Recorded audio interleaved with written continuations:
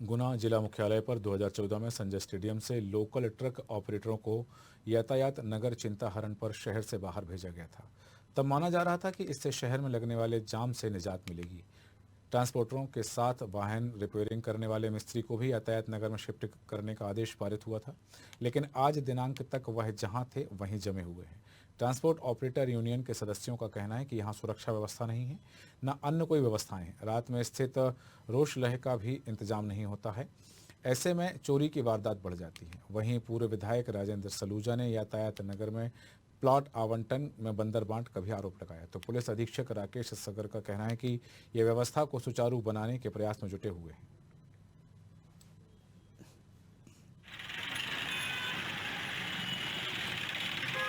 विधायक और पूरा नगर पालिका अध्यक्ष राजेंद्र सिंह सलूजा जी, सर आपका न्यूज यार्ड में स्वागत है। शहर के अंदर जो एक यातायात व्यवस्था बिगड़ी हुई है, साथ ही जो यातायात नगर ट्रांसपोर्ट नगर जो बसाया गया है, उसके विषय में जब आपसे बात करना चाहिए न्यूज यार्ड में कि जिस तरीके से वहाँ पे लोगों को गुना के शहर का जो यातायात कम करने के लिए और यातायात व्यवस्था सुदृढ़ बनाने के लिए यातायात नगर बसाया गया था, परंतु वह देखने में आ रहा है कि यातायात नगर में कुछ लोग हैं, जैसे कि ट्रांसपोर्ट की अगर बात करें तो लोकल ट्रांसपोर्ट वाले पूछे, बाकी वो दुकानें कोई नहीं खुली। क्या कारण है? सबसे पहले तो मैं आपको जानकारी देना चाहूँगा कि ये 1990 में इसका भूमि पूजन हुआ था। लेट महाराज स्वर्गीय माधवराव सिंधिया जी ने इसका भूमि पूजन किया था और फिर उषा हरी जेवर्की जी ने कई लोगों को शिफ्ट किया। फिर सूर्य प्रसाद तिवारी जी हमारे पार्टी के वरिष्ठ नेता नगर पालिका अध्यक्ष रहे, उनके द्वारा भी काफ़ी मेहनत की गई। फिर देवेंद्र गुप्ता जी ने भी कोशिश की, धर्मेंद्र सोनी जी ने भी कोशिश की और मेरे कार्यकाल में भी मैंने काफ़ी लोगों को शिफ्ट किया और कार्य भी प्रारंभ कर दिया, लोगों को प्लॉट अलॉटमेंट करके दे दिया। दिक्कत इस बात की आ रही है उसमें और आगे भी आएगी कि ये जिनको प्रॉपर प्लॉट अलॉट होने चाहिए थे उन लोगों को हम अलॉट नहीं कर पाए।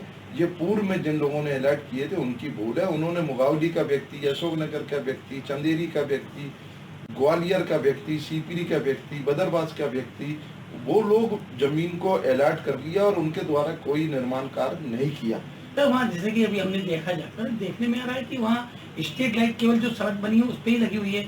वहाँ जैसा कि वहाँ लोगों से बातचीत की गई कि सुरक्षा की दृष्टि से वहाँ कोई किसी प्रकार की कोई पुलिस की व्यवस्था नहीं है। वहाँ लोगों ने बताया कि यहाँ चोरियाँ होती हैं।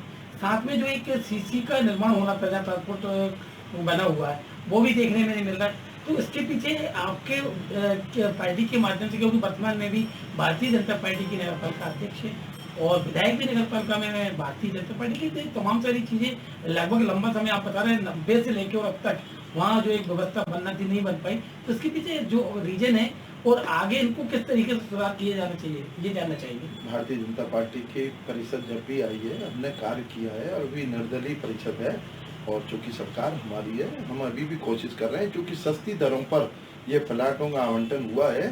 सर एक चीज देखने में आ रहा है कि गुना शहर के, चाहे जैसर चौराहे की बात करें, चाहे हनुमान चौराहे की बात करें या फिर ये अस्पताल चौराहे की बात करें, जहाँ देखो वहाँ पे जाम के हालात बनते हैं। ये जाम के हालात के लिए आखिर जिम्मेदार कौन?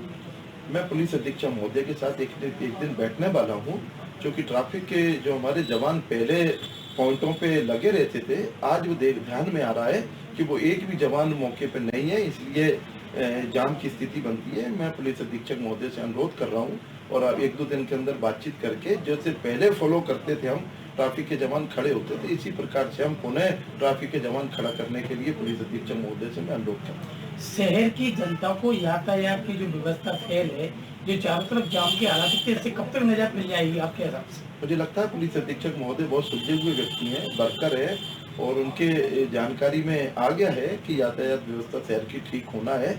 उनके साथ जनप्रतिनिधियों ने भी, हमारे विधायक जी ने भी कहा है, नगर पालिका अध्यक्ष ने भी कहा है और माननीय सांसद जी ने भी कहा है, सभी नेताओं ने उनको जानकारी में दिया है और मैं भी 1-8 दिन में जानकारी देकर और पूरे व्यवस्था को ठीक करने का प्रयास करता हूँ।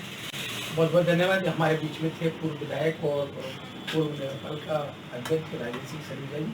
जैसे कि शहर के अंदर तमाम सारी यातायात व्यवस्था ध्वस्त पड़ी हुई है, उसको लेकर आज हमने बातचीत की और उन्होंने, उनका कहना है कि पुलिस अधीक्षक और गुना कलेक्टर से मिलकर जल्दी से ही बातचीत करके और यातायात की व्यवस्था को सुधारने का प्रयास किया जाएगा। फिलहाल मैं न्यूज आवर से योगेंद्र शर्मा, लोकेशन जिला गुना। आज हम यहाँ गुना नगर पालिका क्षेत्र के यातायात नगर में खड़े हुए हैं। तो यातायात नगर को यहाँ बसाने का उद्देश्य ये था कि शहर के अंदर जो तमाम सारे यातायात, जैसे कि आज भी यातायात की स्थिति बिगड़ी पड़ी है और ये ट्रांसपोर्ट नगर को यहाँ बसाया गया था, लेकिन यहाँ देखने में आ रहा है कि काफ़ी लंबा समय गुजरने के बाद, लगभग 10 साल गुजर रहे हैं, 10 साल बाद भी यहाँ की व्यवस्था देख रहे हैं। यहाँ दिखाना चाहूँगा कि पूरे में गिट्टी फैली हुई पड़ी है, ना कोई सीसी निर्माण कराया गया, ना बाउंड्री वाल कराई गई। साथ में ही यहाँ पर ये खंभे लग रहे हैं, परंतु स्ट्रीट लाइट की कोई व्यवस्था नहीं है। और क्या सोच के नगर पालिका क्षेत्र में यहाँ इनकी व्यवस्था करी गई थी, दुकानें दी गई थी, ये पूरी जानकारी देते हैं। आपका क्या नाम है? मेरा ब्रजेश राठौर है। ब्रजेश राठौर जी, यहाँ जो यातायात नगर बसाया गया है, यहाँ कितने दिन पहले आप लोगों को यहाँ शिफ्ट किया गया है? सर, हम यहाँ 2014 से शिफ्ट हुए हैं। कलेक्टर साहब के आदेश अनुसार ही यहाँ पे आए हैं। जी। ट्रक एसोसिएशन के पहले अपने संजय स्टेडियम में ट्रक खड़े होते थे जी। उनके आदेश अनुसार यहाँ ट्रक खड़े हो रहे हैं ट्रांसपोर्ट नगर में। तो संजय स्टेडियम से यहाँ पे आप लोगों को ट्रांसफर करने की क्या वजह रही, क्या कारण रहे जो सरकार ने आपको गवर्नमेंट ने यहाँ भेजा?